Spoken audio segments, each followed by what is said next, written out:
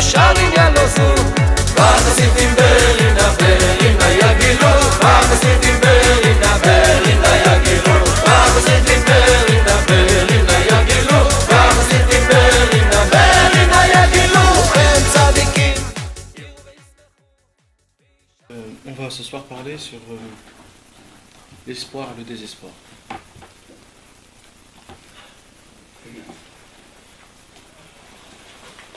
À la racine, ça marche comment à la racine? À la racine, ça marche que la Torah, elle nous demande de surtout ne pas désespérer. Pourquoi? Parce que quand on désespère, c'est nous-mêmes qu'on crée le moment qui va mal se passer. C'est-à-dire, un homme, il voit qu'il y a une galère qui vient, ou alors qu'il ne se sent pas très bien, ou alors qu'il n'y croit pas en soi-même, ou alors toutes sortes de désespoir, de désespoir, toutes sortes de désespoir. Alors la Torah nous dit, surtout ne désespérez pas. Pourquoi? Parce que si tu vas désespérer, ça va se passer. Ça va se passer. Toi qui vas amener la chose. Bah oui. Et ça, c'est un grand problème. Et le mec, après, il a des problèmes et il commence à râler. Pourquoi Dieu il m'a fait ça? Pourquoi Dieu il m'a fait ça? Mais Blid, c'est toi-même qui t'as emmené ce truc-là. C'est quoi? Dans la Gemara, il y a écrit encore plus loin. La Gemara, il va encore plus loin. Elle dit un homme, elle est obligée de toujours espérer de la pitié de Dieu, de la miséricorde de Dieu, d'espérer jusqu'à la fin de sa vie. Il a dit comme ça, encore plus, elle dit la Gemara. Elle dit si on prend quelqu'un et qu'on le met, comment ça s'appelle avant de couper les têtes là? On le met à la guillotine. On le met à la guillotine. La Gemara elle dit même quand tu es installé sur la guillotine, on n'a pas le droit de désespérer. Pourquoi? Parce que de perdre l'espoir, c'est ça qui va faire les choses. Et il dit Rabbi Nachman quelque chose d'exceptionnel. Il dit qu'un homme ne peut pas mourir, il ne peut pas mourir de ce monde, s'il n'a pas une seconde de désespoir. Et c'est cette seconde de désespoir qui lui prend son âme. Mais Vous en écoutez moi plusieurs fois. Ouais. C'est ça qui lui prend le truc et c'est foutu. Genre si t'as des espoirs, alors tu... Un espoir qui est fort tout le temps et qu'il essaye de ne pas le rabaisser, il a l'espoir le plus fort. L'espoir de quoi? L'espoir de vivre. Non, l'espoir, c'est pas j'espère sur quelque chose. L'espoir, c'est quand quelqu'un il se sent gardé, sans problème. Ah. T'as compris? C'est comme quelqu'un qui est. Entouré. Imagine-toi un milliardaire. Un milliardaire Il a l'espoir avec de l'argent. Lui, il se dit mais moi il n'y a plus rien qui peut m'arriver. Il va jamais dire comment je vais boire, comment je vais manger. Il se dit moi je peux. Ouais. L'espoir, c'est d'avoir de la confiance en soi-même. Pas en soi-même, mais c'est d'avoir de la confiance. la confiance qu'il y a le bien. C'est que tout se passe comme il faut, ça veut dire pas, il n'y aura pas quelque chose. Ça, alors pourquoi David Ameller il ne mourra jamais? Bien sûr, c'est ça qui a écrit. C'est parce qu'il n'avait pas de désespoir. Il ne pouvait pas. Le Yetzer Hara ne pouvait pas le tuer. Parce que David Ameller était rempli d'espoir. Et c'était quoi son espoir? C'était Dieu. Alors le Yetzer Hara, il lui a dit, mais attends, mais celui-là, j'ai un problème, les 70 ans vont passer. Alors qu'est-ce qu'il lui a fait? Il lui a fait faire quelque chose qu'il a perdu d'un coup le truc. Il y a eu un éclair qui a explosé son arbre, il est sorti, il a tout de suite oublié. Il s'est déconnecté. Dès qu'il s'est connecté, il a pris. Pourquoi? Parce que Rabbeinu il dit que le fait qu'un homme il meurt, c'est parce qu'il perd un espoir, il tombe dans le Yehush. Rabbeinu il met Targem ça dans le Hatzmut. Il dit c'est un Yehush de Hatzmut. C'est une tristesse en vérité. C'est un désespoir de tristesse. Et cette tristesse, ce désespoir-là, bam, il le prend, il meurt. Il y a une seconde. Sinon un homme ne peut pas mourir. C'est très très fort. Et comment les tzadikim meurent là? C'est parce que c'est eux-mêmes qui acceptent. Non, c'est eux-mêmes qui... C'est un bisou de Dieu. Mais eux-mêmes, ils montent en haut, ils meurent pas. Ils montent en haut, ils restent en haut. C'est pas les tzara. Mais non, mais pas du tout. Mais qu'est-ce que tu crois? Les tzadikim, c'est pas Mais il y a les plein tzara. d'histoires dans le Zohar Kadosh avec Rabbi Shimon Bar Yochai, comme quoi le Malach HaMavet, il est venu lui prendre la Neshama. Ah, Rabbi Et Shimon. Rabbi Shimon Bar Yochai, il a dit à Rabbi Abba, qui devait mourir, à Rabbi Yitzhak, il a dit, attends, tu rentres chez moi à la maison et tu vas dire au Malach HaMavet qui dégage. Là, c'est moi qui est ici, le Balabait. Pour qui je pas compris là. Il y avait son élève Rabbi Yitzhak qui devait partir. Ah, Ravitsa qui devait partir. Il devait partir. Alors, il est venu chez Rabbi Shimon Bar Yochai parce qu'il avait l'habitude de venir chez Rabbi Shimon Bar Yochai. Et Rabbi Shimon lui dit, ce soir, le Malach Hamavet, il va venir te prendre. Ton temps est arrivé. L'arbitre lui dit, c'est tout ce que tu me dis. Il dit, non, je te dis ça pour que tu restes chez moi, parce que chez moi, il ne peut pas rentrer. Alors tu restes chez moi, on va te dégager le Satan. Le Malach Hamavet, il est venu, il a frappé, il a fait des tempêtes. Après, il a pris la voix de sa femme. Après, il a pris la voix de ses enfants, comme s'il hurlait. S'il ouvrait la porte, il sortait, c'était terminé. Alors Rabbi Shimon a dit, t'inquiète pas, il va te faire toutes les vis. Nous, toi, en fous-toi de tout. Et il a entendu, il a tout ici, le lendemain matin, il n'y avait plus rien, il est rentré chez la maison, il n'y avait rien du tout, il a reçu encore du temps. Parce que le tzaddik, c'est le Shabbat, c'est la simcha, c'est l'espoir. Non, on ne peut pas, parce qu'il y a trop de lumière chez moi. Chez moi, c'est l'espoir. C'est l'espoir. Celui qui rentre, il a de l'espoir. Il a de la joie, il a le bouclier, personne ne peut le toucher. Il est béton armé. Mais bien sûr. Donc, en vérité, c'est ça en fait l'histoire. L'histoire, c'est que Chas v'Shalom, ça c'était avant, d'accord. Pour l'instant, j'explique la racine. C'est pas encore ce qui se passe aujourd'hui. Là, c'est la racine. La racine de l'espoir et du désespoir, c'est que avant, par rapport au sentiment de l'homme, par rapport à ce qu'il avait dans son cœur, c'est comme ça qu'il crée les choses. On va dire un exemple, quelqu'un qui a peur d'un chien, à la fin, le chien, il va venir vers lui. Parce que c'est lui qui s'est créé dans sa tête. Il a créé, cette peur a fait créer la chose elle-même. Les gens qui ont peur de chaque chose, pourquoi? C'est comme une sorte de perte d'espoir. C'est pour cela que la Torah, elle vient une fois, deux fois, trois fois, quatre fois, des centaines de fois. La Torah, elle vient et elle nous dit, on n'a pas le droit de désespérer. Le désespoir, il est interdit. Parce que si un homme, il désespère, Chas v'Shalom, il perd son jugement. Maintenant, ça c'était tout au début. La Torah nous a dit ça. Au fur et à mesure que les tzadikim ils sont venus, on va dire il y a à peu près 500 ans, les tzadikim ils ont rajouté de force à ce sujet-là et ils ont dit quelque chose de plus haut à ce sujet-là. Qu'est-ce qu'ils ont dit? Ils ont dit, mes amis, ça veut dire quoi de ne pas désespérer? De ne pas désespérer, ça veut dire quoi? Ça veut dire que même si les choses elles s'est passées comme il ne faut pas bien, un homme il est parti, il avait un procès. D'accord? Il avait un procès, la Massach Massa, il est venu, une amende de 1 million de shekels. Le mec il vient, il ne sait pas quoi faire et tout ça, et tout ça, et tout ça. Bon, il n'était pas dans tous ses états, le jugement, il décrète 1 million, obligé. Alors qu'est-ce qu'elle nous dit la Torah? La Torah nous dit, c'est terminé, c'est tamponné, tu dois de l'argent. La Torah nous dit, sache une chose, ne désespère même pas après. Parce qu'il y a une possibilité que si tu gardes ton sang-froid, si tu gardes ta force, ta foi, mais c'est surtout un désespoir, parce que le désespoir il est encore plus haut que tout. Tu sais ce que c'est le désespoir? L'espoir. C'est quoi l'espoir? L'espoir, c'est je tiens un fil avec cette chose-là. Je suis lié avec ça. Au moment où je désespère, je coupe le fil, j'ai plus le crânien et là je suis perdu. Imagine-toi les cosmonautes quand ils montent dans l'espace, quand ils doivent sortir, arranger tous les trucs comme ça. L'espoir de revenir, c'est leur fil. Et ils ont un fil. Maintenant, imagine-toi, le fil est coupé, c'est terminé. Jusqu'à maintenant, ils sont en train de voler dans l'espace. L'histoire, c'est quand un homme, il garde l'espoir, il est attaché à la chose. Quand un homme, il garde l'espoir, ça veut dire ça marche même contre logique. Ça veut dire, j'ai l'espoir que ça se peut que je ne dois pas aller à 1 million. C'est toi-même que tu gardes ce lien. Tu n'es pas à 1 million. Tu ne les gardes pas les 1 million. Tu ne dois pas les payer. Même si ça a été fait. Pourquoi? C'est grâce à toi, parce que tu gardes encore un lien. Tu es toujours attaché à ça. C'est-à-dire même que ça a été fait, et ça se peut qu'en fur et à mesure, il va se passer des choses qu'à la fin, bon, l'amende on l'a enlevée, c'est beaucoup moins, ou alors... Et ça s'est arrangé, Mais tout ça, c'est qui le fait? C'est la personne elle-même quand elle garde l'espoir, même si c'est contre-logique. Même si c'est contre-logique. Et pour ça, il faut le vivre. Je ne peux pas vous donner des...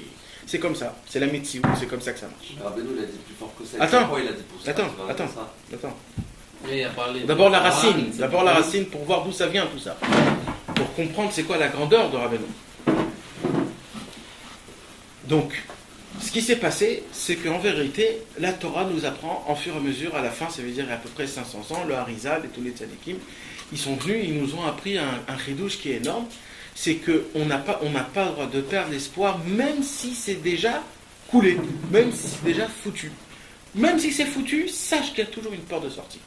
C'est pour ça, renforce-toi le plus du désespoir de ne jamais désespérer. On ne sait jamais rien. On ne sait jamais rien du tout. Et parce que malheureusement, quand un homme, ça veut dire un homme en fait, c'est lui le manique, c'est lui le conducteur, c'est lui qui fait comme quoi les choses vont se faire dans la vie. En vérité, l'homme c'est un petit Dieu. C'est un petit Dieu, c'est lui qui crée sa vie par rapport à comment il raisonne, par rapport à comment il pense et par rapport à tout ce qui se passe. Maintenant un jour. Il a été créé selon le Tselem Eloki, quoi. Et c'est parce qu'on a le libre arbitre qu'on est des petits dieux. C'est grâce au libre arbitre qu'on a la possibilité de faire contre Dieu. C'est très Parce qu'en fort. fin de compte, aucun être dans le monde à part Dieu n'a le libre arbitre. Non. Les animaux, ils sont obligés de se comporter selon leur animalité. Les anges sont obligés de faire la volonté de Dieu. La seule personne qui a le libre arbitre, c'est l'homme. On a frappé, je crois, il a. La seule personne qui a le libre arbitre, comme Dieu, en fin de compte, on est comme Exact. on a un pouvoir comme Akadosh Dieu. Baruch Hu nous a donné ce cadeau, c'est quelque chose d'exceptionnel, mais ce cadeau vis-à-vis de Dieu, c'est un cadeau contre Dieu. Parce qu'on a la possibilité d'être contre Dieu, imagine-toi la chose.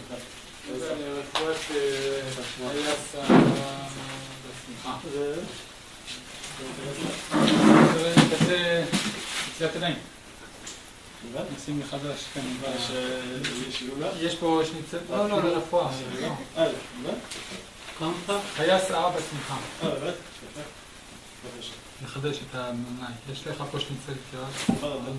לחדש אותו.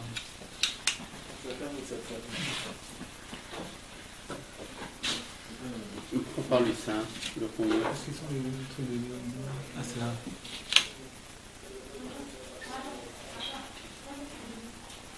Vas-y, continue. Maintenant, on va venir il y a 200 ans.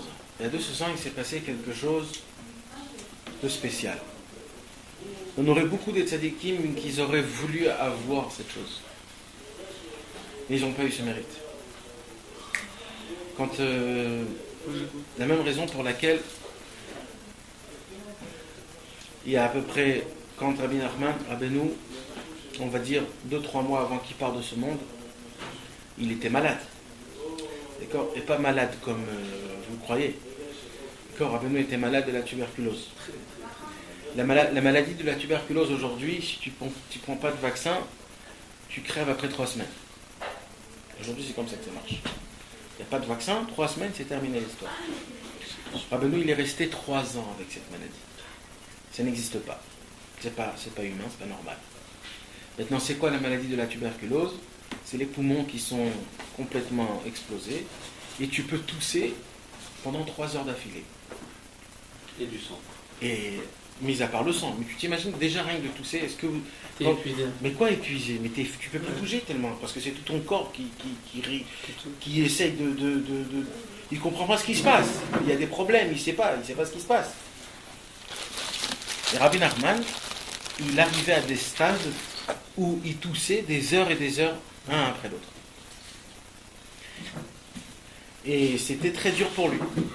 D'accord ? Ça, c'était au début. Amen. Après la toux, elle a emmené le sang. Après le toux, elle a emmené le sang.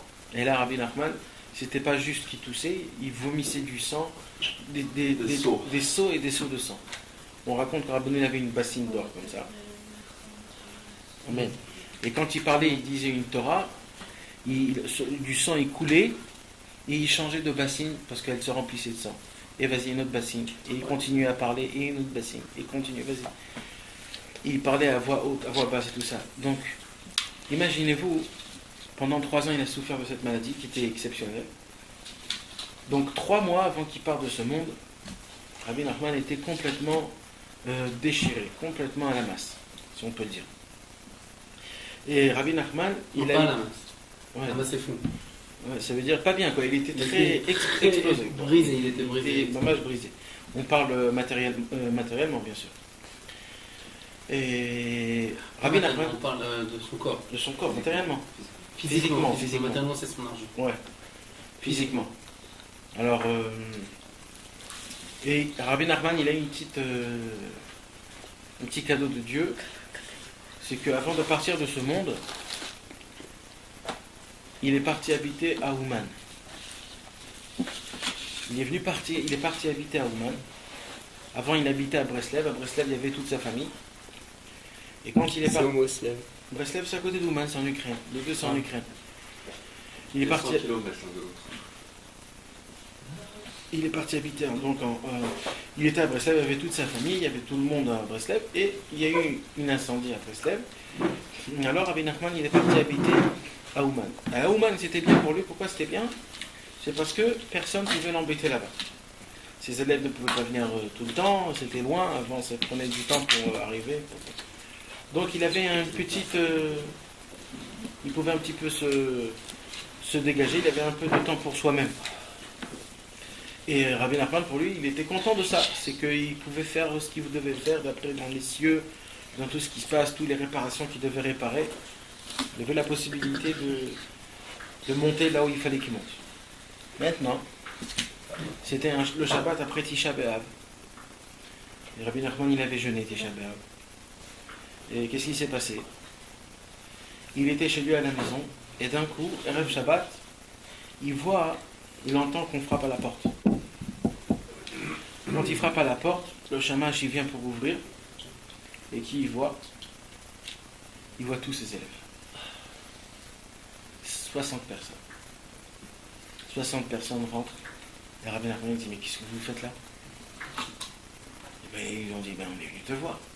Il lui a dit, mais c'est pas un temps que vous avez l'habitude de venir. Qu'est-ce que vous faites là? Et eux, ils ont reçu une claque, une baffe dans la figure. Et quel jour ça? C'était le Shabbat après Tisha B'Av. Il ne voulait pas les voir, Rabbi Nachman. Non. Maintenant, Rabbi Nachman, il ne peut pas les renvoyer. Parce que c'est très loin. Ils ne peuvent pas prendre la calèche et repartir le Shabbat. Ça prend du temps. Avant, c'est pas comme aujourd'hui, il n'y avait pas de voiture. Mais une journée, j'ai fait le calcul dans Parlo et par le feu, là-bas il y a marqué une journée pour faire 16 km à l'époque. Wow. En cheval, à cheval. Avec un cheval à 13, ça veut dire 16 km un jour. C'est pas beaucoup, hein. En plus, il ne voyageait pas d'affilée, il fallait un peu se calmer, parce que tu sais ce que c'est de voyager dans une truc, tu perds ta tête. Mais ce qui s'est passé, c'est que Rabbi Nachman, il vient, et bon, il les fait rentrer, il les assoit, ils reçoivent le Shabbat, et Rabbeinu, là, ce que je vais vous raconter, on va parler vraiment comme si que, parce qu'on ne comprend pas ce qui s'est passé vraiment, mais on va raconter les choses comme ils étaient naturellement. Pas, on sait que tout, il y a des secrets, on sait que tout. On va raconter comment les choses étaient naturellement. Rabbeinu les a reçus chez lui à la maison, et il ne voulait même pas les regarder. C'est-à-dire, Rabbeinu, il s'est enfermé dans sa chambre, et il a dit, faites ce que vous voulez, moi je n'ai aucun lien avec vous. Faites ce que vous voulez. Pour moi, vous n'êtes pas ici pour moi.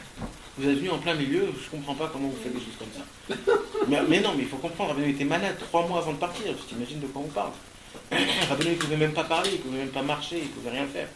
Il était explosé. Maintenant, tu t'imagines de recevoir 60 personnes chez lui à la maison. Ils sont tous venus le voir. Ils sont tous venus le voir habiter chez lui. Habiter? Bah alors quoi? Où ils vont habiter? Et qu'est-ce que tu crois? Mais avant c'était comme ça, avant les élèves ils venaient manger où? Chez le tzaddik. Mais qu'est-ce que tu crois? C'est quoi le tiche? Le tiche c'est que le tzaddik qui devenait... Donc il se retrouvait avec 60 personnes, vas-y un oula ma Catherine, vas-y. Mais il était riche aussi. Ouais mais il n'était pas prêt de ça, il n'était pas prêt encore. Tu dis, mais avant c'est pas comme aujourd'hui, tu descends pas, tu achètes le truc. Avant c'est... Bien sûr, tu t'imagines, ils viennent Erev Shabbat et ils sont 60. Et quand ils sont 60, qu'est-ce qu'ils attendent de Rabbeinu? Ils attendent de Rabbeinu de dire une Torah. Voilà. Et Rabbeinu il a dit, quand je dis une Torah, c'est de la folie pour moi. Ça me prend des heures et puis je sens comme si c'est un Kippour et j'ai envie de pleurer. Et je vais mourir. Je vais mourir. Il sent qu'il va mourir. Chaque parole qui sort, il a envie de mourir. Bien sûr. Alors quoi? Vous venez, mis à part tout ce que je dois faire, maintenant spirituellement, vous voulez que je vous dévoile une Torah? Maintenant, on n'est pas Shavuot, on n'est pas Hanouka, on n'est pas Rosh Hashanah. Hanouka, Shabbat, Rosh Hashanah, je comprends que vous venez chez moi. Même si je suis malade, je fais une Messirut Nefesh. Mais là, on est Shabbat Nahamou, qu'est-ce que vous voulez de moi là? Et là, Rabbeinu, il a dit, mais qu'est-ce que j'en ai assez déjà? Ouais. Je sais rien même. Non, Rabbeinu les a... Attends, il y avait Rabbi Nathan aussi? Il y avait tout le monde. Et Rabbeinu les a vraiment... jetés. Mais pas jetés. Il dit Rabbi Nathan dans les mémoires à Nat, on ne savait plus où se mettre. Personne ne voulait se regarder un les autres. Ils étaient tous la tête baissée comme ça. Mais attends, ça c'est rien encore, ça c'est au début. Les Kittur, ils sont partis, ils ont fait la prière. Quand ils ont fait la prière, ils sont venus manger dans la table de Rabbeinu. Et maintenant, comment c'était la table de Rabbeinu? Rabbi Nathan y raconte. C'était de la folie, les chants, les trucs, les Pourquoi les choses. chants? Comment ils chantaient, comment C'est qui Rabbeinu. chantait? Rabbeinu, avant, quand il disait Shalom Aleichem, après il disait Shetraï, ça prenait des heures et personne, il regardait, et quand il faisait le kidouche, il prenait le kidouche, il restait peut-être une demi-heure comme ça avant de dire Yom HaShishi Vayichula Hashamayim Baaretz. Ça lui prenait une demi-heure avant de dire ses paroles, et après il commençait à manger, il chantait, c'était de la folie. Il dit à Rabbi Nachman, je ne sais pas si même quand le Mashiach viendra, on pourra ressentir ce que nous on a ressenti dans la table de Rabbeinu. Même quand le Mashiach viendra, je ne sais pas si on pourra ressentir la même chose. Ouais, pourquoi il s'élevait tellement comme ça? C'était quelque chose de spécial. Tout celui qui venait et qui regardait, il avait un sentiment, tout le monde, même si c'était un goy, il avait un sentiment qui était exceptionnel. Et bien il dit Rabbi Nathan, ce Shabbat-là, on n'a jamais vu un Shabbat comme ça de la vie en entière. Il dit, le temps que j'ai passé avec Rabbeinu, c'est à peu près 8 ans. Ouais. J'en ai passé des Shabbatot avec lui. Ah ouais. Je sais un petit peu ce que c'est. Surtout Rabbi Nathan. Bien sûr. Et j'ai entendu aussi des élèves d'avant. Je sais à peu près ce qui se passe dans la vie de Rabbeinu. Il dit, ce Shabbat-là, je ne sais pas si de ma vie en entière, je pourrais me oublier un Shabbat pareil. Rabbeinu, il est rentré. Tout de suite, il est venu. Il a vu. Il s'est assis. Un homme simple. Pas de chant, pas Shalom Aleichem, rien du tout. Ah, c'est Shalom Rien Aleichem? du tout. Je te comprends pas. Ouais. Comme c'est dit, Rabbi Nathan, Ouais, il ouais. dit Shalom Aleichem. Non, rien du tout. Il est venu, il a fait ce qu'il fallait faire, Mizmor les David, je sais pas quoi, tout. Il a fait Yom HaShishi tout de suite. Après qu'il a fait le kitouche, il a donné un petit peu à tout le monde. Les gens se préparent pour se laver les mains, mais Rabbeinu s'assoit, il s'assoit. Alors Rabbeinu il s'assoit, les gens vont pas se laver les mains. Alors ils s'assoient tous. Bon. On va pas se laver les mains. On s'assoit.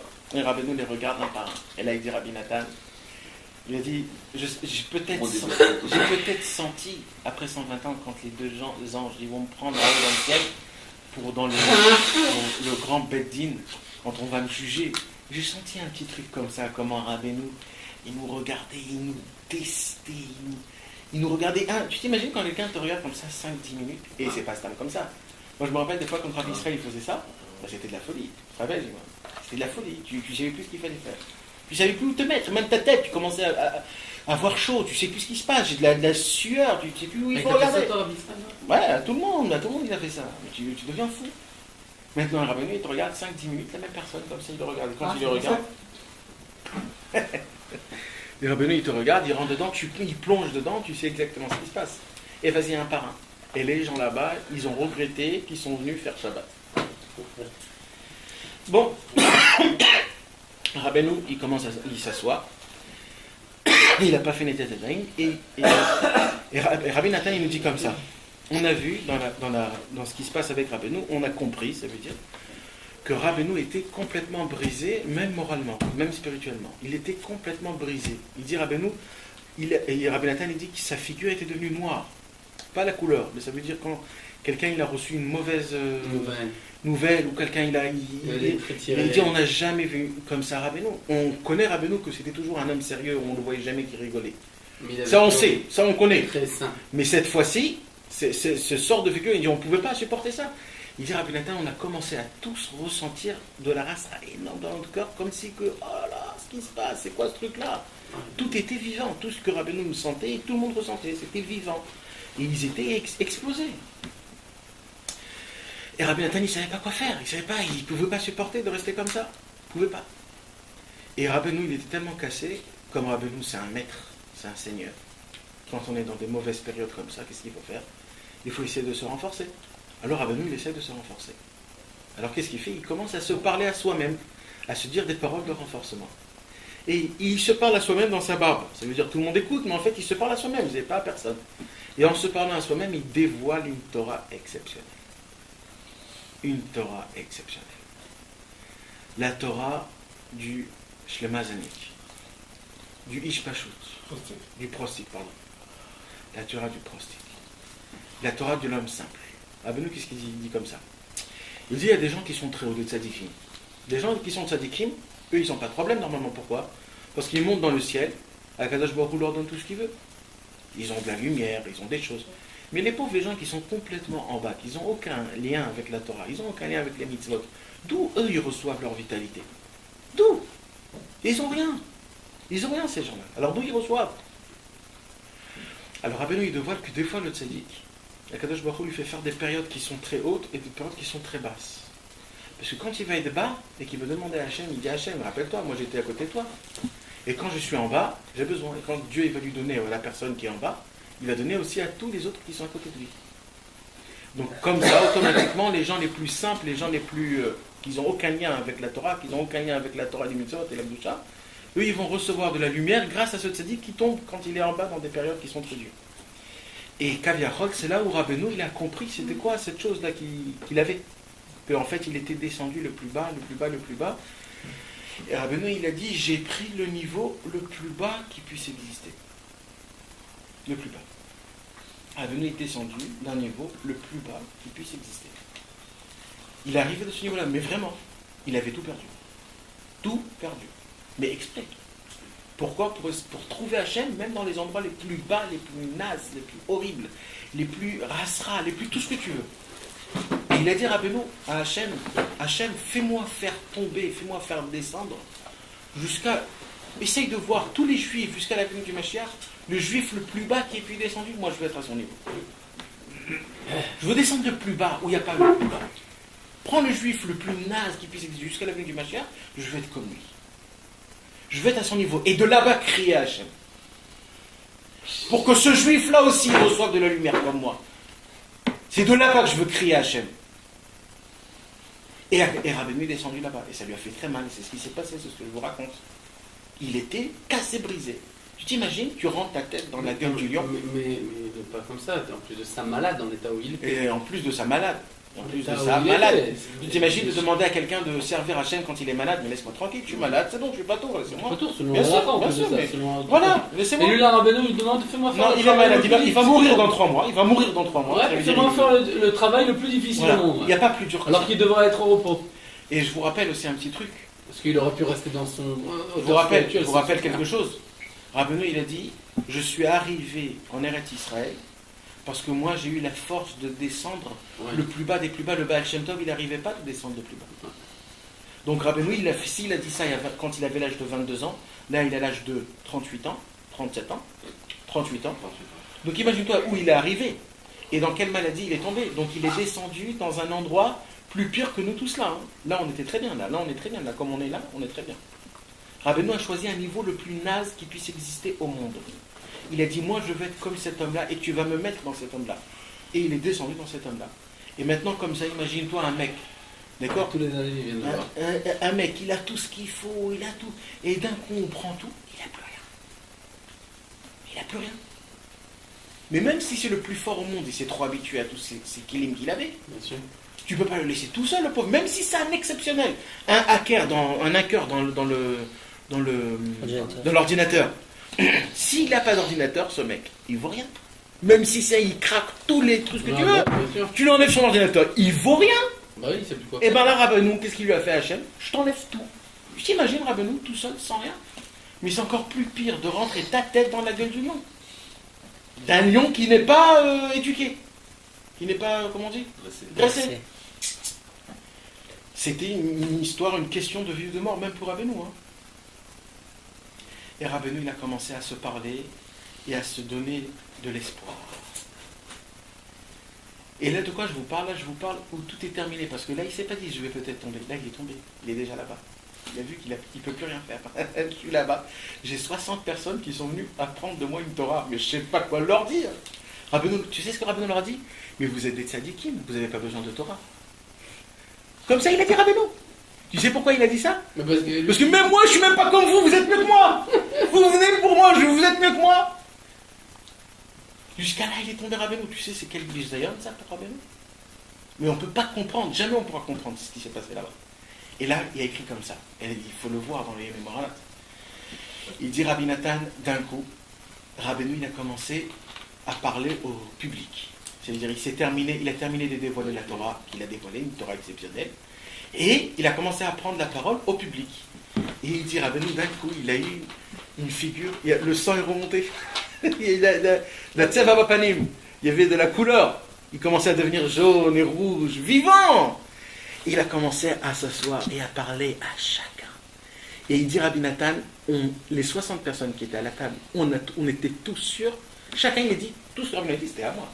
C'était que pour moi. Les 60.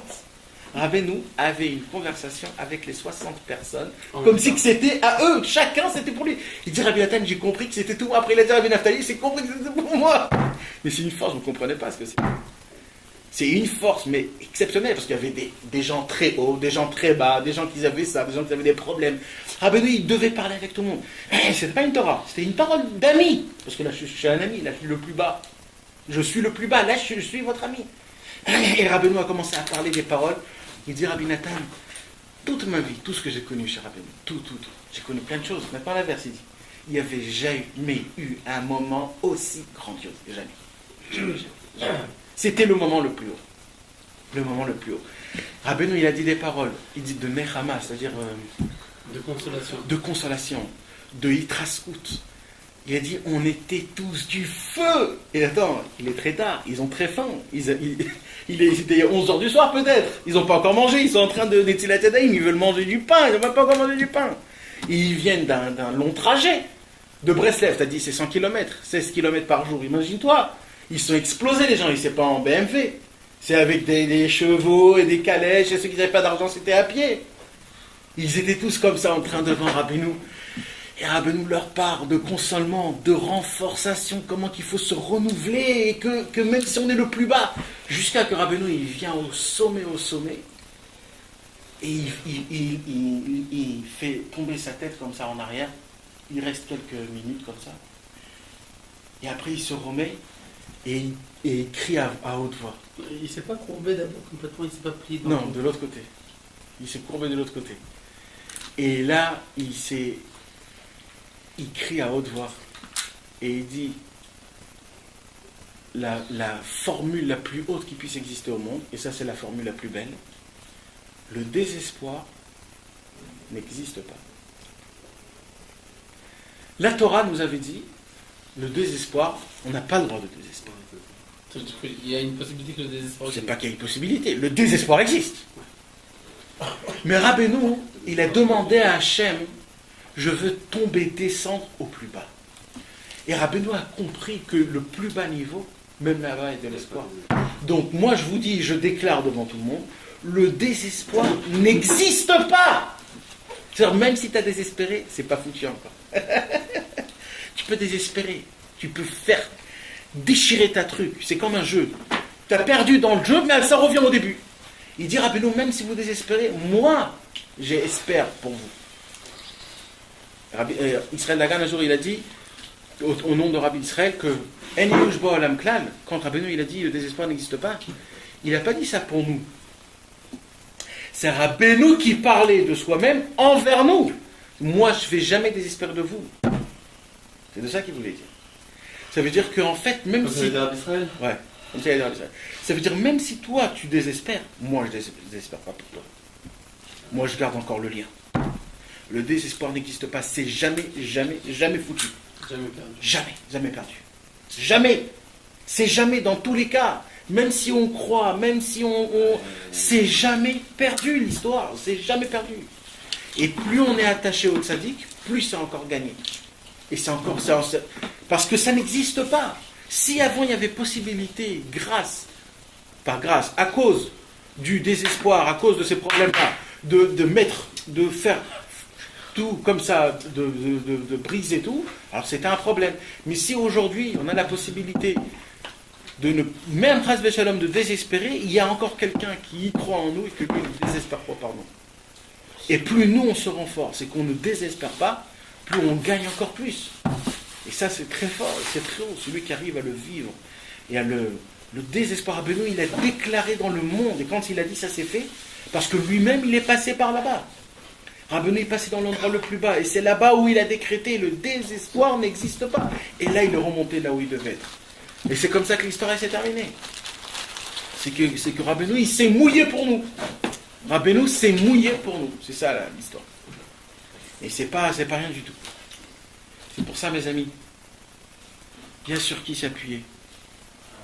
Et on est assez fort pour ne pas désespérer. Très beau commentaire. histoire. Mais il faut le voir comment Rabbi Nathan il le raconte. Très beau. C'est exceptionnel comment Rabbi Nathan il raconte. Ah, il C'est- faut que tu nous la racontes. Une mémoire. Non, il faut que tu le fasses sur le truc là. Tu le- Ouais, mais il faut le vivre pour ça. Si tu crois que c'est... Non, mais il n'a pas dit. D'après ce qu'il est en train de dire, il est en train de dire qu'il y a encore des choses. Non, mais parce que Rabbi Nathan Il n'y a pas de gâteau, on a du chocolat. Non, mais il paraît qu'il t'a dit des choses. Il a dit d'autres choses encore qu'on ne sait pas. Ouais, bien sûr. Mais... Ah, il faut nous faire avec ça. Non, mais il emploie, Rabbi Nathan, il emploie des mots qui sont tellement magiques que... Mais c'est une longue histoire, parce que moi je vous ai raconté un film, ça veut dire, il raconte tous les effets, Rabbi Nathan raconte tous les effets, comment les choses... Mais il faut voir... C'est d'en marquer dans quoi ça? Dans Yémé Moharanat. Il est mort, Moharanat. בספרד אני אומר, כאילו J'ai בנשים, pas de gâteau, comme je sais pas. אין שום גדול בעולם, זה לא בעולם. יש עניין בשיטת הכל לטובה, מי מהפך, לא מי מהפך. T'as vu les extraits? אם אתה מאמין שיש לנו כאלה, Non, tiens. הנה תקן, הוא מתקן. מאוד חשוב, כאילו הסיסמאות, כאילו כביכול, זה יש רבנו. גב, יש מי שמאחורי Exact, זה. exact. כמו שעבר פרעה ליוסף. Chocolat. כאילו, זה מאוד חשוב, כי לפעמים תשמעו את החוכמה שיש בדבר. C'est pour ça, c'est bien que tu me dises. מאוד חשוב. Et je voudrais juste rajouter un mot. זאת התורה, אדם, זה מאוד... Il faut que je rajoute quelque chose. Redis-le en français. Ouais. כן, כן, כן. Pourquoi Rabbeinu a déclaré que le désespoir n'existe pas? Pourquoi? C'est parce que Rabbeinu est dans le monde. Mhm. Et si Rabbeinu ne serait pas dans le monde, הוא ערב, שזה. Rabbeinu c'est lui le garant. J'ai compris. Il s'est porté garant. Et... Exact. C'est lui qui signe dans le chèque et c'est lui qui... parce qu'il se tient derrière. Ça veut dire c'est grâce à lui, mais ça veut dire si maintenant quelqu'un est Kaviachol, il ne croit pas en lui, cet homme-là, il y a le désespoir. Cet homme-là, il peut tomber, c'est terminé, c'est foutu. Non, Oui, c'est sûr ce que tu dis là. C'est sûr. C'est qu'il est vivant, c'est qu'il est là. Sinon, il n'y a plus. Sinon, il y a C'est lui plus. qui dit, je le déclarais, c'est moi, donc appuyez-vous sur moi. Jusqu'à depuis toujours. אנחנו רואים את זה, כאילו. chose de paye et je prends un train. Moi, je l'avais jamais lu comme ça. Dans les mémoires, tout ça.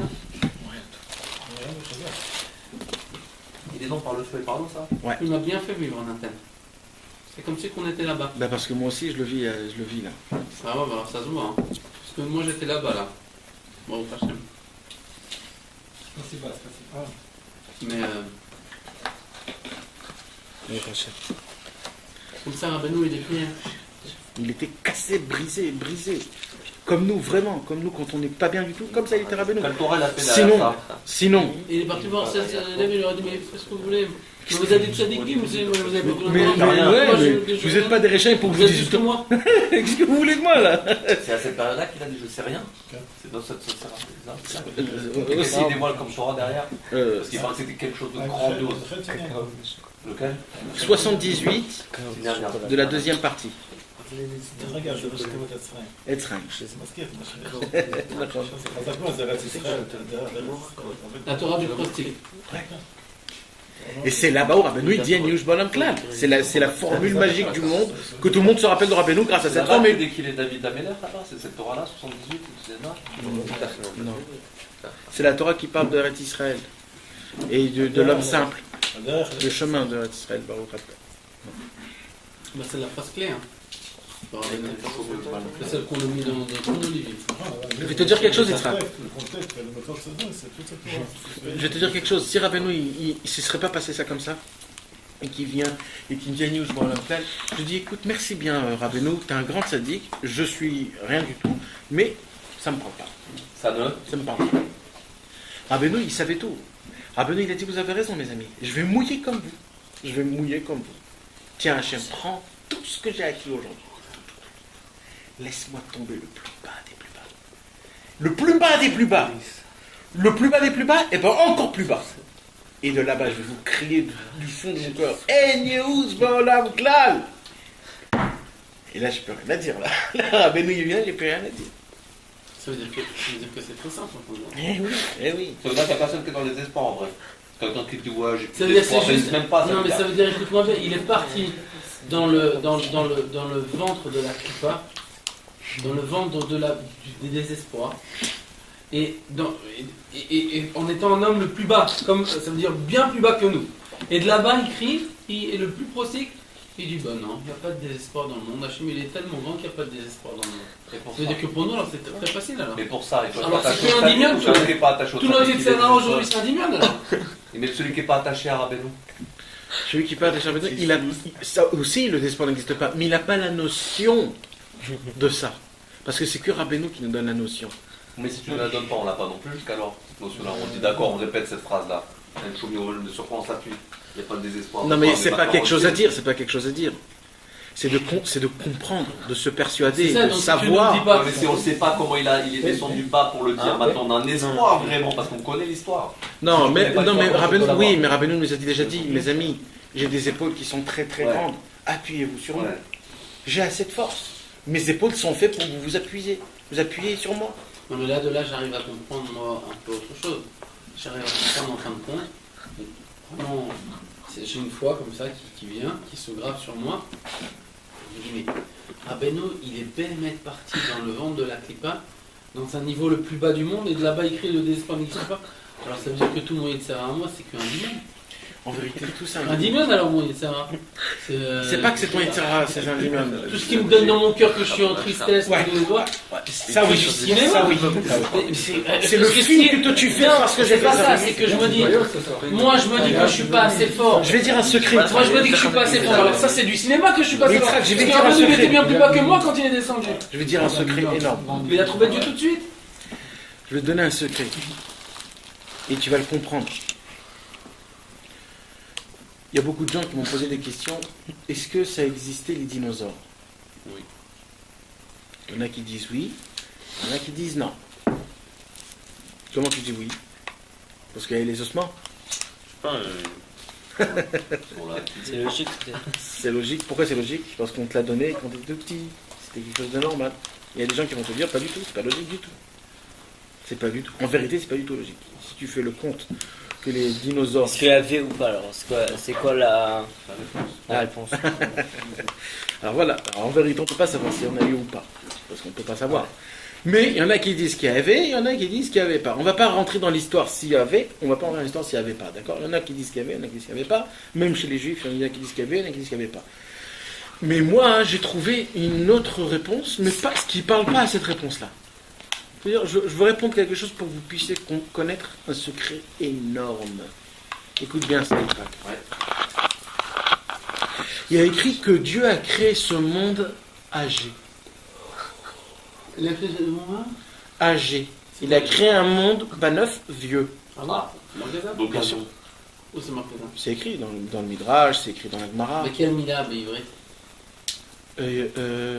Yashan. Ah, au bar Ephraim Yacham. Comme Adam Arishon, quand Dieu il a créé, il n'a pas créé bébé. Il a créé à l'âge de 20 ans. Pareil Chava, quand il a créé à l'âge de 20 ans. Donc il a créé un monde ancien. C'est-à-dire les pierres qu'il a créées. Elle était avant le. Je pense pas ça. Il a créé un monde Moi, ancien. ce que tu dis, ça. Attends. Alors, c'est pour ça que quand ils disent que les mecs ils viennent avec la carbone 50 milliards d'années et tout ça, que nous on dit c'est 5000 ans. Ouais. Mais alors t'as donné la réponse à tout. Mais attends, c'est pas ça, le truc encore plus beau. Encore plus beau. Ah bah c'est ça la réponse.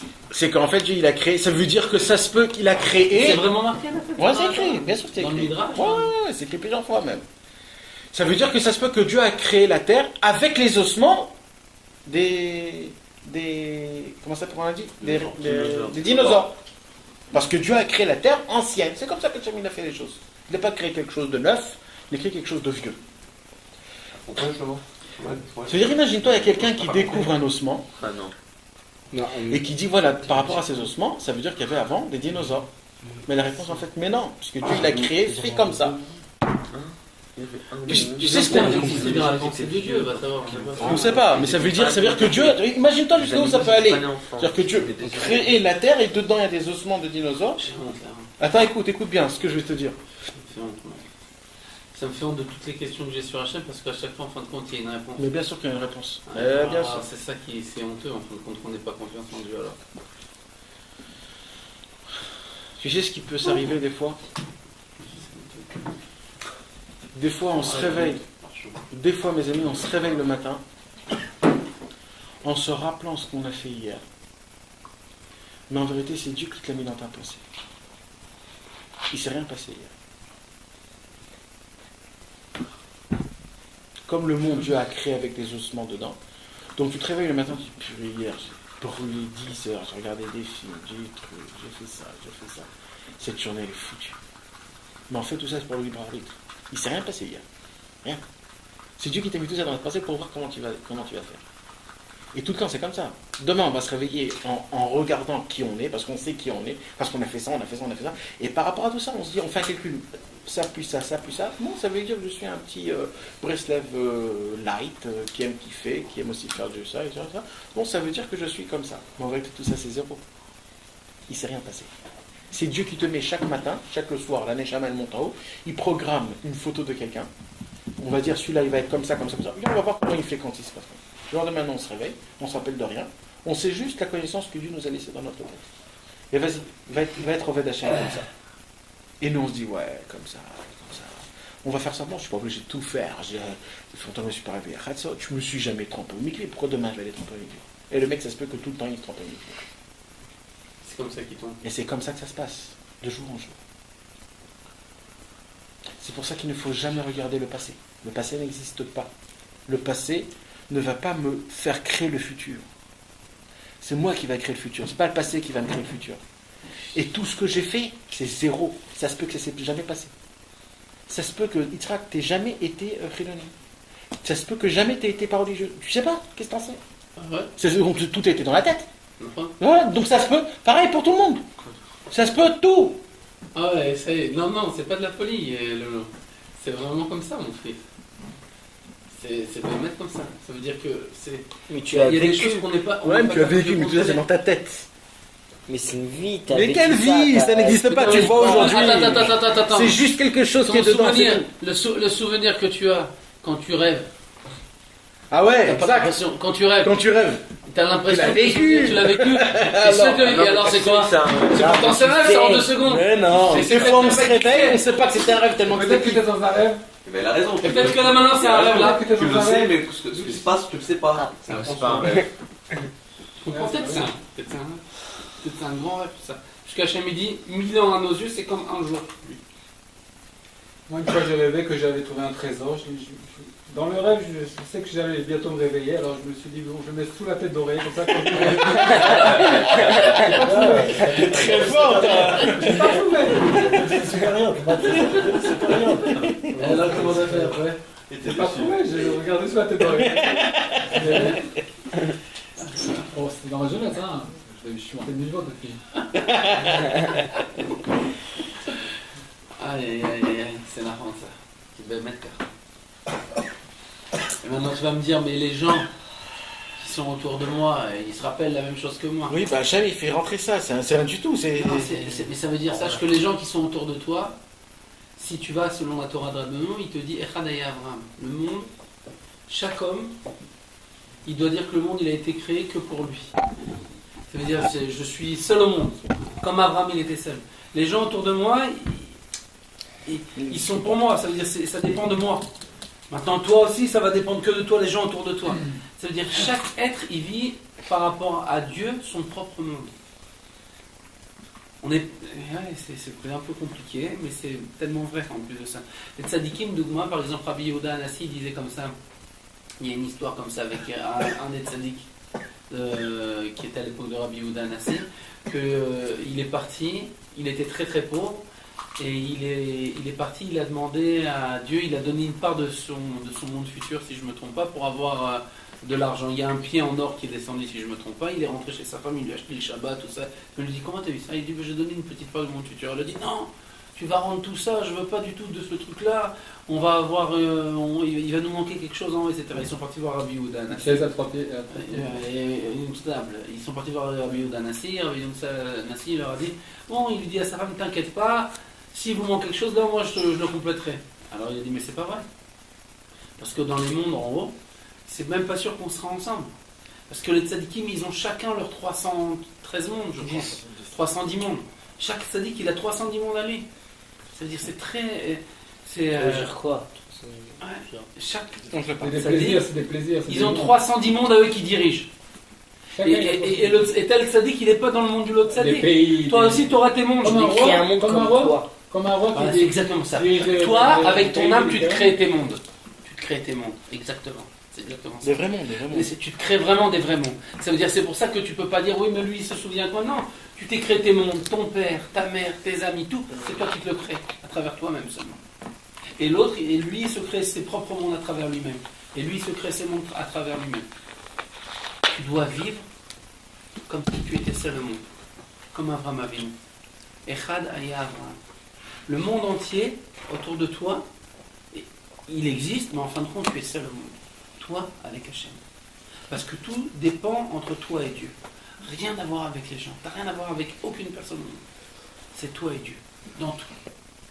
Tout ce que tu vois, tout ce que tu perçois, tout ce que tu vas à une compréhension, chaque chose qui bouge, un morceau de concombre, Shimon, Yitzhak, Nathan, là, actuellement, tu vois? Ah non, tu peux te dire, mais Nathan, il est très grand en Torah, qu'est-ce que moi, alors moi, Nathan, il n'existe pas, il est dans mon monde. Bah ouais. Bah ouais, exactement ça. Exactement ça. C'est le pouvoir que Dieu t'a donné. Toi, à travers ce que tu perçois, toi, tu crées tes mondes. Et Nathan, il fait partie de ton monde. Pas toi, tu fais partie du monde Nathan. Maintenant, Nathan, lui, par rapport à ce qu'il va se percevoir, c'est ça la grandeur de C'est Dieu. que ça a été expliqué physiquement, ce qu'il dit. Aujourd'hui, il y a des. Comment ça s'appelle? Des sphères. Il y a des mondes parallèles qui sont exactement ici. Il y a un double de toi. Physiquement. C'est physiquement. C'est été. Ah ouais, on dit que chaque a cette. Il y a des doubles. Il y a. Les chiens, ils ont ça. C'est. Non, J'ai pas cette de double. Il y a des doubles, il y a des sphères. Les sphères se passent ici.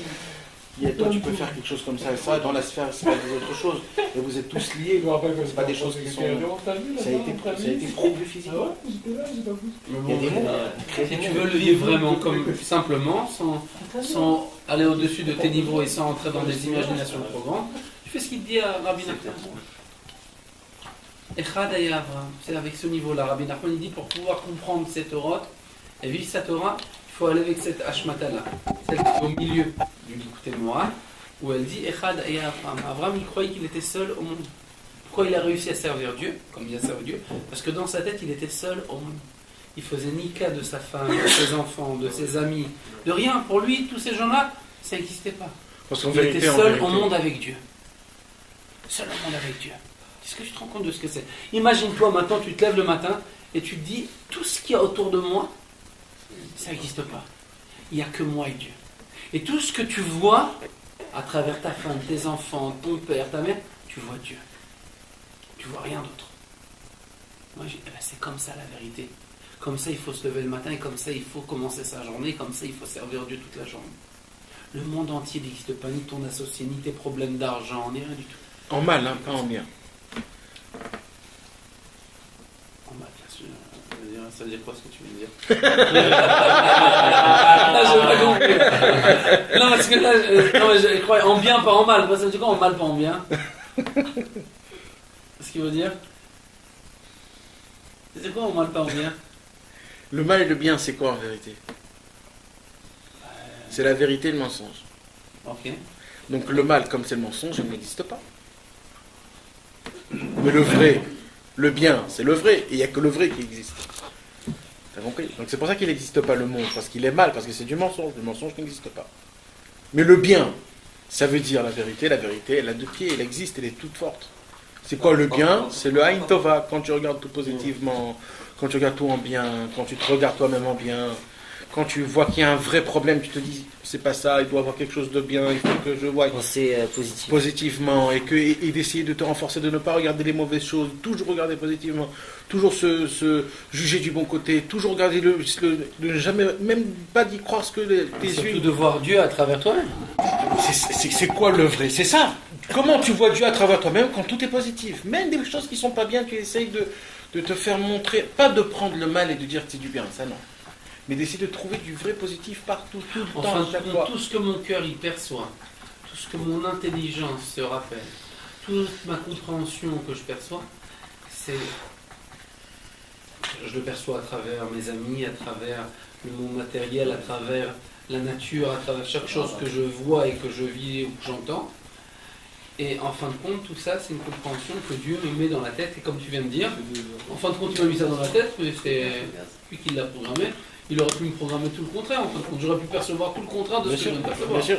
Et d'ailleurs, ton ami, il a tout perçu autrement. Voilà, exactement. Vous pouvez vous deux sortir en voir un cinéma, un film, et lui il va te dire t'as vu quel film, comment c'est ça? Je dis mais attends, c'est pas ça, c'est lui l'acteur, c'était lui le premier, c'est lui qui a fait ça. Mais non, c'était lui, t'as pas vu comment il a fait? Et de vous deux, vous dites la même chose, vous avez vu le même truc. Et c'est deux choses différentes. Il y a une histoire de... Tu connais l'histoire des deux jumeaux dans le ventre de la maman? Tu connaissais pas cette histoire? Il y a deux jumeaux qui sont dans le ventre de la maman. Et un jumeau, il dit à son deuxième jumeau, vous l'avez, tu l'as entendu? Un jumeau, il dit à son maman, il dit, kiffe ta race ici parce qu'après c'est terminé, dans quelques mois c'est terminé l'histoire. Il veut dire quoi, c'est terminé? C'est terminé, on va mourir. De quoi on va mourir? Il dit, on sort du ventre de notre maman, on va commencer la vraie vie. Il dit, mais quelle vraie vie? Si, la vraie vie, de quoi tu parles? Il dit, mais t'es fou, la vraie vie, on va manger avec notre bouche, on va voir de nos Mais yeux. d'où il sait? Hein? D'où il sait le jumeau? C'est une histoire... C'est une différence. c'est pour comprendre, quoi. Alors il dit, mais t'es fou, on va manger. Il dit, quoi?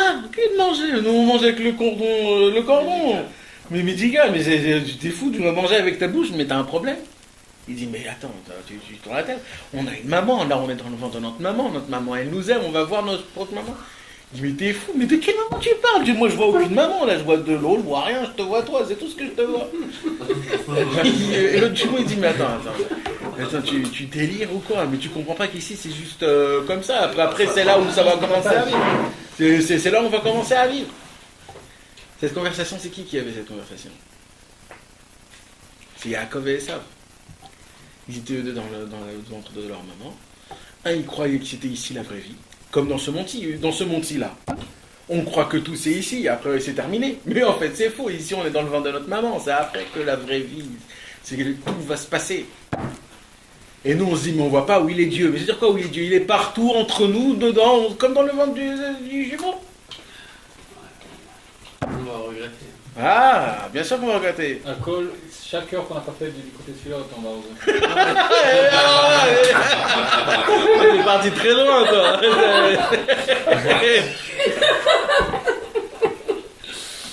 Aïe. Je te chauffe. Ouais, tu fais bien. Tu fais bien. Alors Israël, je te l'ai raconté. Le Shabbat, j'ai écrit. J'avais mis comme ça, je voyais déjà pas. Il avait mis de l'écouter Moran. On écoutait Moran ça devant ses yeux. Il avait éloigné, rapproché plusieurs fois. Donc c'est Shabbat, il appelle un copain qui s'appelle Lézer Lawrence. Il appelle Lézer. Je suis au film, j'ai entendu qu'il y a des docteurs qui guérissent les yeux, comme ça je pourrais dire de l'écouter pilote et de Teilim. Il avait 100 ans, il avait besoin de bien l'écouter pilote. C'est pour nous, pour ça. T'as des yeux. Tu sais, dans quoi tu veux. Mais même, je suis sûr qu'il avait des bons yeux, Rabbi Israël. Il voyait tout. Il te voyait toi, il montre rien. Non, il voyait même avec ses yeux matériels. Ouais, il a. Oui, il a. Oui. Mais bien sûr, il a. Il t'a chauffé, maintenant c'est toi qui le chauffe. Parce que je suis pas du tout d'accord, on recommence pas sur ça. Ah, arrêtez, c'est bon. Allez.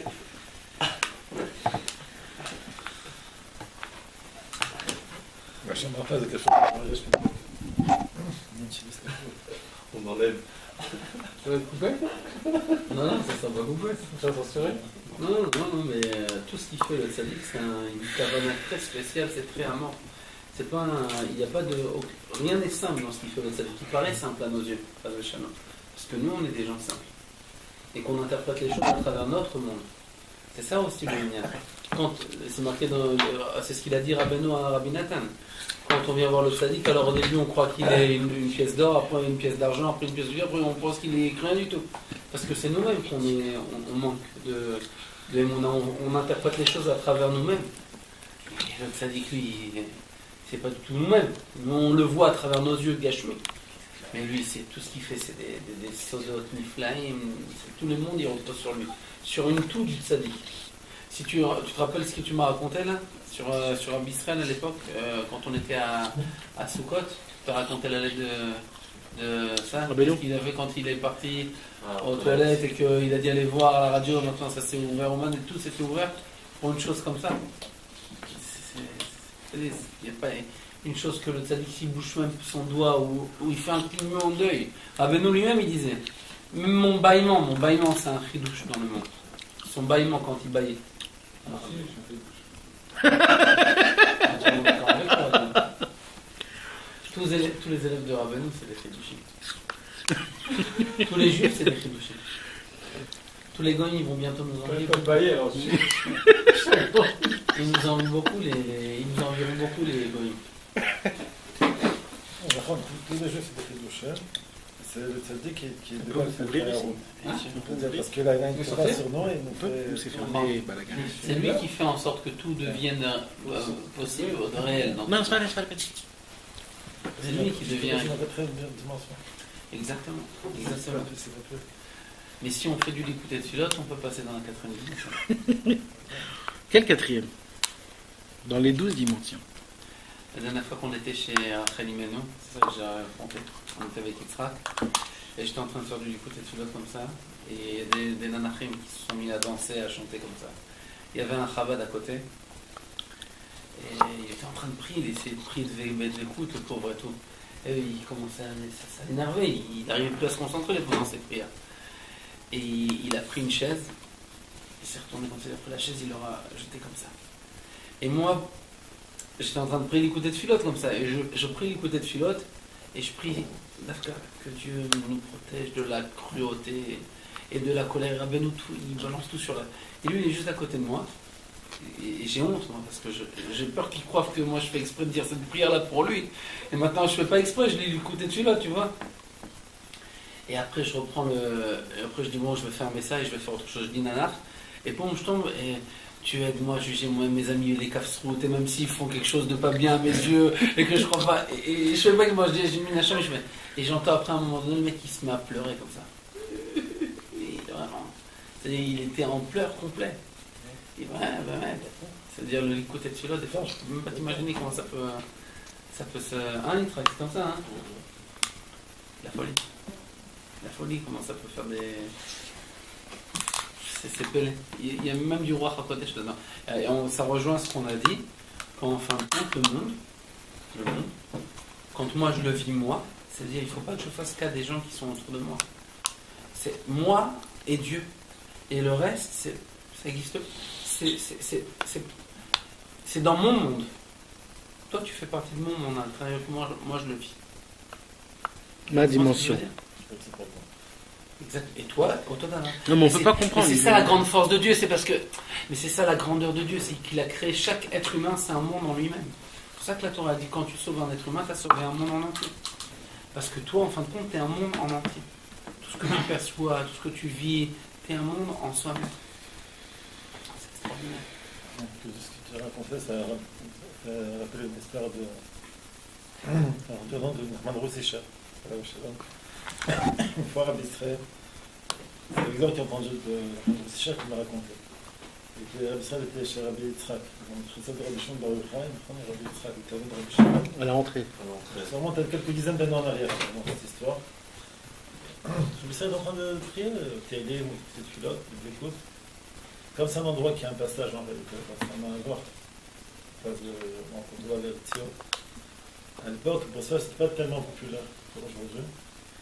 Et la plupart des gens, une grande partie des gens qui est passé, qui est rentré, ils bousculent Rabbi Israël. Un le bouscule, l'autre une méthano, une moquerie, l'autre une insulte, l'autre machin. Et qu'est-ce qu'il a fait Rabbi Israël? Il a continué à prier. Vas-y, assieds-toi. Ça, c'est bon, parce qu'il était dans sa matara. Rien n'existe. Eh ben, je peux te dire que c'est complètement difficile parce que. Je dis pas que non, je dis ça. C'est très difficile. Regarde Tout à l'heure, quand j'étais en train de prier, j'avais quelqu'un qui était à côté de moi et je priais. Et pendant 2 heures que je priais comme ça, Il me regardait, alors je dis, oh là là, peut-être que je le dérange quand je prie. Et il m'a fait comme ça, et oh là là, peut-être qu'il est énervé. T'as un monde en entier dans ta tête, un circuit, des films, non, t'en ça, peux j'arrive plus. pas, et je suis dans les films avec ça, et j'arrive pas à me détacher de lui, et j'essaie de m'attacher à ma prière, et j'arrive pas, et il me regarde, je dis, oh là là, peut-être qu'il veut qu'on me regarde de prière. Ça t'est déjà arrivé ça? Bien sûr, Alors, c'est lui, ils l'ont frappé, ils l'ont enchaîné, lui, il continue à prier. Quand il y a une vexation, C'est un très grand niveau. non, c'est pas, ça veut dire qu'il reconnaît Messiah, mais il a vraiment. C'est parce qu'il a fait ça. Le monde, il n'existe pas autour de lui. C'est lui et Hachem. Je peux dire qu'il a pas. Parce qu'il aurait pu passer ce jour-là, c'est lui qui bagarre avec les gens ce jour-là. Tu comprends? Bien sûr. Mais ben, il a fait sa matara et les enfants.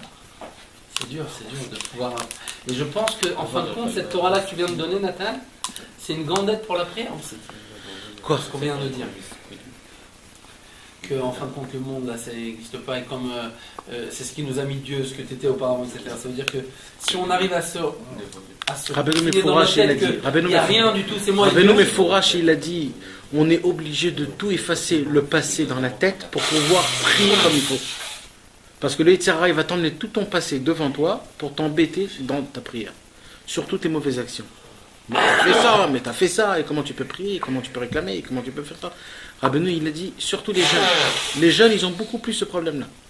Ils ont tout leur passé derrière eux qui viennent, et tout, ils le mettent devant toi, et à cause de ça, ça t'embête de prier.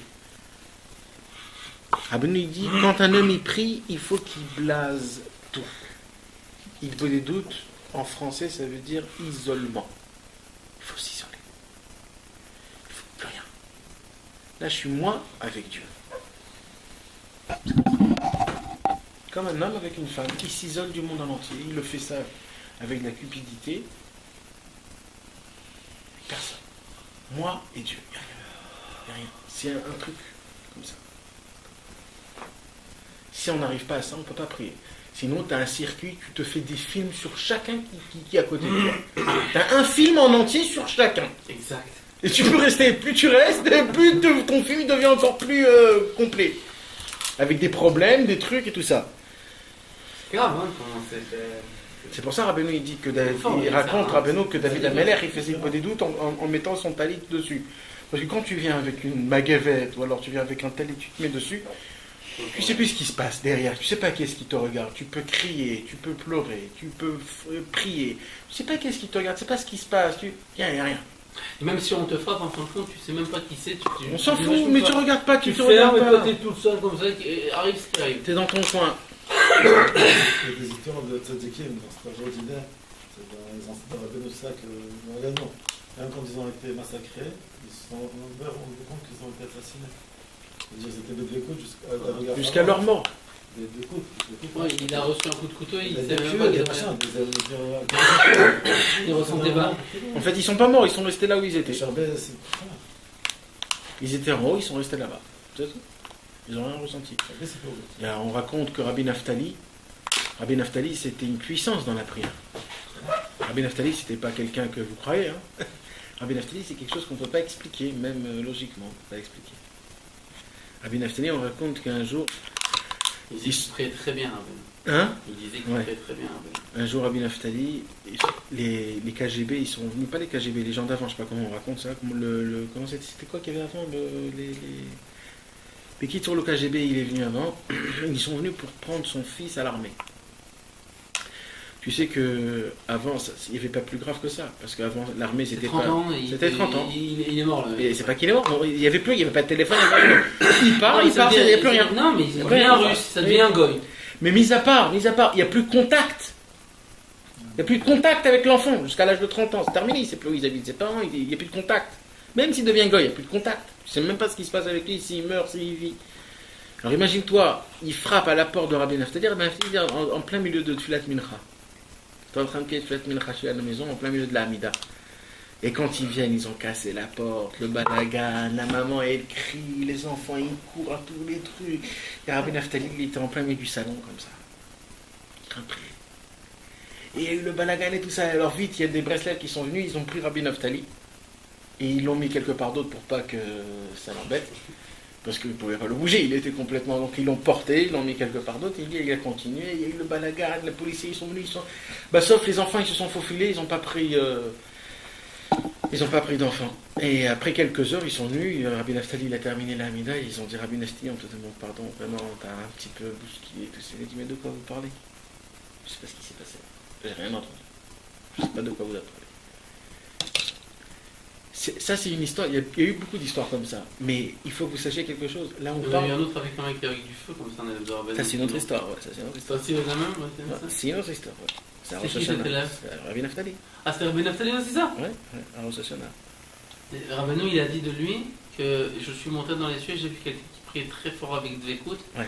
Et c'était Rabbi Naftali. Mais si Rabbeinu il parle de quelqu'un qui prie Bémet comme il faut avec Dvekut, alors. C'est terminé l'histoire.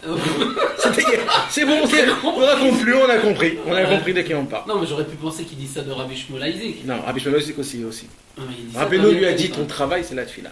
Ah. Et Rabbi Shmuel Isaac c'est devenu quelque chose de spécial avec la tefila.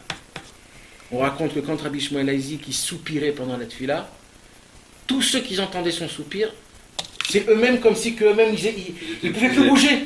Même Rabbi Nathan il dit, Rabbi Nathan, j'ai entendu le soupir de Rabbi Shmuel Isaac. Donc quand il faisait tefila tarvit, il a levé ses mains comme ça, il a soupiré un soupir, il a dit Rabbi Nathan, j'ai senti comme si on me torturait tellement je me sentais mal de ce soupir. C'était un soupir, oh là là. Le soupir de Rabbi Shmuel Isaac c'était spécial, pas que le soupir, la prière de Rabbi Shmuel Isaac c'était spécial.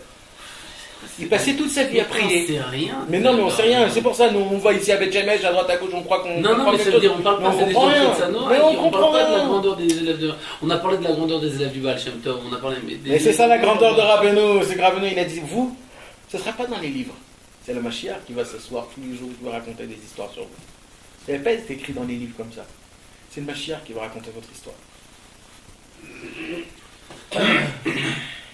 Mais c'est spécial, les prières, comment les choses ils faisaient. C'est pour ça, si les gens ils connaissaient un petit peu la Et grandeur le des Rav élèves, Aaron, le Rav Aaron, le Rav de Breslev. Rabbeinu par contre, il avait un amour particulier pour le Rav Bien Aaron. sûr, bien sûr. Mais pour chacun, qu'est-ce que tu crois? Rabbeinu et tous ses Non, élèves. mais je Ils parle étaient du- admirés, Rabbeinu admirait ses élèves. Rabbeinu, il était admiré, il admirait ses élèves. Admiratif envers Il était admiratif envers tous ses élèves. Et chacun, vraiment chacun par chacun. Rabbeinu, ils adoraient. Non, mais on dit de Rav Rabbeinu, il Aaron demandait qu'il a quand tu écrit reviens. le mérite de ses pères. Ouais, bien sûr. Mais pourquoi il est mort Rabbeinu, il a comme dit ça plus que ça. Rabbeinu, il a dit méritant les chevaux qui l'ont amené ici. Oui. Alors, mais pourquoi il aimait autant alors le Rav Aaron? Parce que Rabbi Aaron, c'était quelqu'un de spécial, de très très grand. Par rapport à quoi? Par Dans la rapport- prière, dans quoi? Qu'est-ce qu'il Non, a dit? Rabbi Aaron, c'était Rabbi Nachman de Tcherim. ouais, C'est quoi? c'était son grand-père. Le grand-père de de Rabbi Nachman Shachar. de Tcherim. Et le Rav Sternas, Abraham Ah, Shaber. il est rentré dans la Un Koupanaki. achat, Il est rentré dans la Je pensais Koupanaki. qu'il était bien. descendant de Rabbi Nathan, il a aucun C'est vrai avec Rabbi Avec Nathan. Rabbi Nathan aussi. Ah, avec Rabbi Nathan aussi Quoi, Rabbi Nathan, quoi? C'est son père, un c'est Rabbi Nathan, un c'est le Rav de Tcherim. Ah, c'était des amis Rabbi Nathan le Rav Aaron après. Des très Au bons amis. début. Non, mais à la fin, il voulait être enterré à côté de lui. Il a été très mal Pas, sur il a le. admiré par. Il a été Rabbi très Nathan mal sur les Israël. personnes qui n'ont pas voulu l'enterrer à côté de lui. Le Rav Aaron, non. Alors ils étaient amis, même après. Ils étaient toujours tous amis, toujours. Non, mais tu m'as dit pourquoi au début alors? Non, mais il y a eu une petite. Il y a eu une brouille entre eux? C'est pas une brouille. Un froid. C'est même pas un froid, mais ça veut dire chacun il a pris son chemin. C'est vrai. Et bien sûr, Rabbi Aaron, le Rav de Bruxelles, jusqu'à la fin de ses jours, il était admiré dans le monde en entier. C'était un Avbeddin. Les plus grands poskim au monde, ils savaient qu'il faut envoyer des questions chez lui. Donc il a pris un autre chemin, c'était un autre chemin. Il a pris le Olam des halachot, le Olam des trucs. Rabbi Nathan, lui, le pauvre, il a été, on l'a poursuivi, il est rentré dans les prisons, il n'avait pas où habiter, il faisait la manche, il devait construire le cloître, il devait écrire des lettres, il devait écrire le Likut halachot. Alors, pourquoi Tu t'imagines ces deux chemins qui sont complètement... Il n'y a pas de. On ne peut pas être amis. Rabbi Nathan, lui, ses amis, c'était pas les élèves de Rabbeinu, il n'avait pas le temps. Ses amis, c'était les jeunes qui étaient autour de lui. Il avait des jeunes toujours à côté de lui. Il était frais, il était pétillant, Rabbi Nathan. Et le Rav Aaron, Non, c'était des grandes équipes, c'était très très grandes Non, mais il équipes. voulait être enterré à Rabbi côté de Nathan, lui quand même. Ouais, bien sûr, bien sûr. Mais ils étudiaient pas ensemble, ni rien comme ça, j'avais vu. Mais non, Yitzhak, il faut que tu comprennes c'était quoi, comment ça se passait avant. Ça se passait pas comme ça. C'était spécial, ne crois pas. Autant c'est comme nous avec Rabbi Israël. Avant, il y avait tous les Raverim, ils étaient toujours tous ensemble, on se truc et tout ça. Après que Rabbi Israël est parti, chacun est parti dans son coin, malheureusement. Rabbeinu, autant de Rabbeinu, ils étaient tous ensemble, ils étaient toujours tous ensemble, ils étaient ensemble, ils allaient un chez l'autre. Qu'est-ce qu'il a dit Rabbeinu? Il y avait toujours, ils savaient tout ce qui se passait tous les jours. Mais le Rav Aaron, il a dit que quand Rabbeinu, il parlait de son disciple et qu'il a l'impression qu'on savait tous qu'il parlait de Rabbi Nathan. Ouais. Il s'est annulé le Rav Aaron devant Rabbi Nathan, Non. devant le M-Cher qu'il a donné à Non, Rabbi Nathan. Il le dit non, lui-même, le Rav Aaron. non. Comment non? Non. Je te dis qu'il le dit. je Rabbi dis- Aaron, le Rav de Breslev, il a dit Rabbeinu a donné à Rabbi Nathan Et on la savait- conduite des jeunesses. Non, il a dit, on savait tous que quand il parlait du M-Cher de Yehoshua, de son précieux élève, Ouais, de- ouais. et on savait Mais il tous s'est qu'il pas parlait de annulé. Rabbi Nathan. Mais il s'est pas annulé. Et la preuve, c'est ses enfants, il les a envoyés chez Rabbi Shmuel Isaac. Ah bon? Ouais. Et Rabbi Shmuel Isaac, il était un petit peu en froid avec Rabbi Nathan. Pourquoi? Parce qu'il y a quelqu'un qui a fait une marloquette entre eux. Et Rabbi Nathan, il a dit celui qui a fait la marloquette entre moi, je ne le pardonne ni ici, ni dans ce monde en haut. Voilà. Et c'est pour ça que le Rav de Tchérin, il a pleuré toute sa vie, et qu'il se disait comme quoi, je sais pas moi, l'élève du Rabbi Nathan, et malheur à moi que j'ai pas eu ce mérite-là. C'est qui le Rav de Tchérin? Rabbi Nachman de Tchérin, parce que son père, il l'a emmené aussi chez Rabbi Shmuel Isaac. Et fils de Rav de Aaron de. Et il a dit, moi, j'ai pas eu le mérite. C'est le petit-fils de Rabbi Aaron? ouais. C'est vrai? Et son père, Rabbi Hirschleib, le Rav de Breslev, Mais il faut que tu suives un peu Nachman.com. bah ouais, on a tout raconté. Non, je l'ai pas vu. Ben, il faut. Attends, encore une fois? Comme Rabbi Aaron, Rabbi Aaron, il avait un fils qui s'appelait le Rabbi Hirschleib. Il a envoyé Rabbi Hirschleib chez Rabbi Shmuel Isaac. Et Rabbi Hirschleib, il a envoyé son fils aussi chez Rabbi Shmuel Isaac, Rabbi Nachman de Tchérin. Il pouvait l'envoyer chez Rabbi Nathan. Il a pas envoyé. Il l'a pas envoyé. Même Et- Rabbi Aaron. Tu vas pour te ça. régaler, tu vas te régaler. Il y a toute la descendance. On ne peut pas comprendre comment ça se passe. Maintenant, Rabbi Nachman de Tulchin et Rabbi Nachman de Tchérin, c'était deux qui avaient le même âge, qui étaient ensemble, mais un il a grandi chez Rabbi Nathan, un il a grandi chez Rabbi Shmuel Isaac. Et c'est des choses Et on disait, regardez, c'est quoi la différence? Il y avait une différence. Il y avait une différence énorme, mais des deux côtés. D'un côté c'est bien, d'un côté c'est pas bien, d'un côté c'est bien, d'un côté c'est pas bien. C'est-à-dire, C'est Rabbi Nachman de Tchérin, Il viendra c'était les deux. devenu le Rav Abedin de toute l'Ukraine, de tout le Lituanien, de tout l'Hongrie, de tout le monde en entier. On a envoyé Rabbi Shlomo Kluger, les plus grands au monde, ont envoyé des lettres à lui.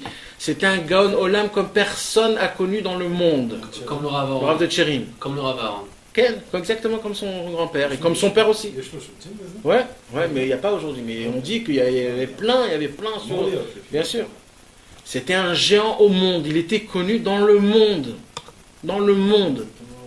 Pourquoi? Parce qu'il a été l'élève de Rabbi Shmuel Isaac. Et Rabbi Shmuel Isaac, c'était Rabbeinu. Rabbi Nathan, il a dit, lui, Rabbeinu l'a éduqué par l'épine du couteau. Rabbi Shmuel Isaac. Rabbeinu, il a dit à Rabbi Shmuel Isaac, comme ça. Il lui dit, si tu vas lire le Kriyat Shema comme tu l'as lu hier, vaut mieux que tu meurs et que tu ne le lis pas comme tu l'as lu hier. Tous les jours, il faut que tu montes de niveau. Alors Rabbi Nathan, il a dit ça, on peut pas. Attends, le Rav Aaron, il s'est annulé devant Rabbi Shmuel Isaac. Non, il ne s'annulait pas, parce que c'était lui un homme de... Mais, pour éduquer mes enfants, c'est lui. Rabbi Shmuel Isaac, mais c'est la prière, mais tu sais c'est qui Rabbi Shmuel Isaac? Même Rabbi Yudel. Rabbi Yudel, c'était un admour, Rabbi Yudel. C'était un admour. Tu sais ce que c'est un admour? Avant, c'est pas... Le Pidyon Nefesh, c'est qui? C'est- Je m'en rappelle C'est plus. Yehuda, le pilier Nefesh. Je m'en rappelle plus. Alors lui, il a quoi? Il a Les Neshamot, le Tikkun des Neshamot. Rabbi Yonal, il faisait Les Pidyanot. Donc c'est Rabbi Shmuel Isaac, c'est le Tikkun des Neshamot. Des Neshamot. T'imagines le Tikkun des Neshamot, il a pris le travail de Rabbeinu lui-même. Quand tu dis, c'est qui on parle, mais tu sais pas. On comprend même. Rabbi Yudel, c'était un admour, le vrai admour, c'était lui. Et Rabbi Shmuel Isaac, c'était son ami. Et parce qu'il était tellement grand, il est devenu c'est un deuxième admour, ça veut dire. Il était dans la Chaboura, mais ça veut dire, si moi je suis pas là, c'est lui qui continue. C'est-à-dire, c'est lui qui fait moi et lui, c'est pareil. C'est exceptionnel, on peut même pas comprendre de quoi on parle. Rabbi Shmuel Isaac, on ne sait pas de quoi on parle. Et malgré tout, Rabbi Nathan, il les a tous surpassés. Rabbi Nathan, c'est quelque chose d'autre. Roche. Non, Rabbi Nathan, c'est quelque chose Rabbi d'autre. Israël a dit Oui, mais c'est quelque chose d'autre, Rabbi Roche. Nathan. C'est Rosh Kol HaTzadikim pour une autre raison. Il faut que tu comprennes que c'est quelque chose d'autre. Mais il faut que tu comprennes que Rabbi Nathan, c'est lui le Rosh Kol HaTzadikim, pas parce que c'est lui qui les dépasse. C'est parce que c'est lui le Rosh Kol HaTzadikim. Parce que c'est le plus séminaire avec lui. Pas parce qu'il est plus grand qu'eux. Les fourrages, c'est écrit que que Rabbi Shmuel Isaac et Rabbi Yudel, ils étaient plus grands que Rabbi Nathan. Même Rabbi Nathan lui-même, il dit ça. Rabbi Yehuda. Bien sûr, bien sûr. Rabbi Yehuda plus Rabbi grand. Yudel, Rabbi Shmuel Isaac, Rabbi Aaron, le Rabbi Breslev, ils étaient beaucoup plus grands que Rabbi Nathan. Il n'y a pas de problème à ça. Dans les Assagot, dans les Kominet Varim, ils voyaient Léonavi, ils voyaient les anges, ils parlaient avec Rabbeinu. Après que Rabbeinu était déjà parti de ce monde, ils avaient tout. Rabbi Nathan, il n'avait rien. Il était comme nous. Rabbi Nathan était comme nous. Rabbeinu est parti, il n'y a plus rien. Allez, qu'est-ce qu'on fait? Il n'avait rien. Il avait une casquette, Rabbi Nathan. Il avait écrit Nike dessus. Non, je rigole. Il avait une casquette, il était très simple. Rabbi Nathan, il voyait rien. Il voyait pas Rabbeinu, il voyait pas Léonavi, il n'avait pas des Assagot, il n'avait rien. C'est ce qu'il avait. Des problèmes, des orphelins chez à la maison, du manque de l'argent, des maladies, il avait tout ce qu'on avait. C'est pour ça que Rabbi Nathan était plus grand. C'est parce qu'il a continué avec tout ça. C'est parce qu'il a trouvé aussi des réponses. Je ne sais pas, il n'a pas trouvé des réponses. Mais de quoi tu parles?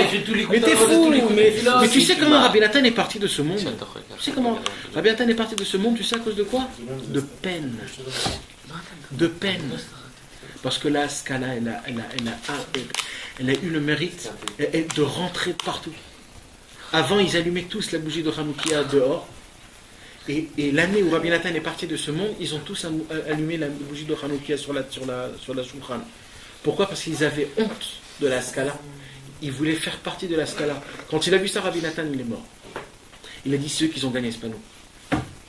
Donc même quand Rabbi Nathan est mort, il n'est pas mort avec les réponses, comme tu me dis.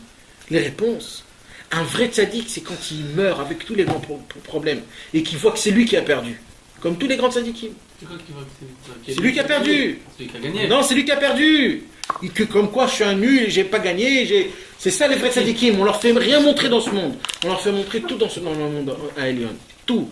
Rabbi a dit, moi mes élèves, ils vont rien voir dans ce monde. Quoi, il était désespéré? Bien sûr, pas désespéré. Ah non, ça. Mais il a dit, après tout ce qu'on a fait, c'est eux qui ont gagné. À la fin, Ouais, 1h30 de train, le gars, il a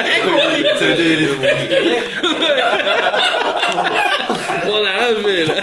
Non, parce qu'il s'attendait, tu lui montes à Rabbi Nathan, Ouais. C'était pas ça. il y a une vue, tu mets une super vue, il recommence à traverser avec sa vue comme ça. On n'a rien compris.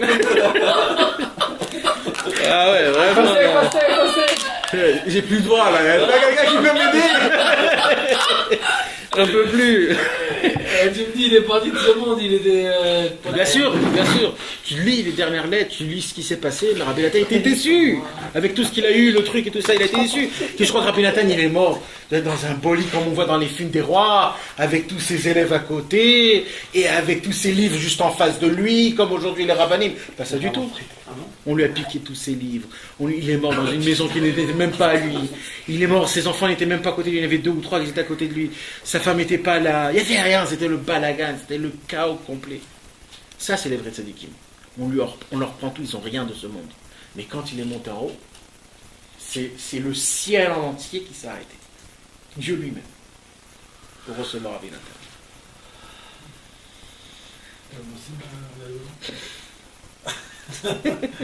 Peut-être pour l'anniversaire, peut-être. C'est le 19 là, c'est bientôt. Tout Bishvat. C'est bientôt le 19. Ah ouais, Tout Bishvat. C'est vendredi. Dès le 19 là, toi? Combien d'années de Rabbi Nathan? Tout Bishvat. Tout Bishvat. Rabbi Nathan aussi, il est né à Tout Bishvat. Ouais. Présente Hachem, peut-être on va aller. Tu vois? Ça donnait comme l'année de la petite. C'est quand? Dans un mois plus.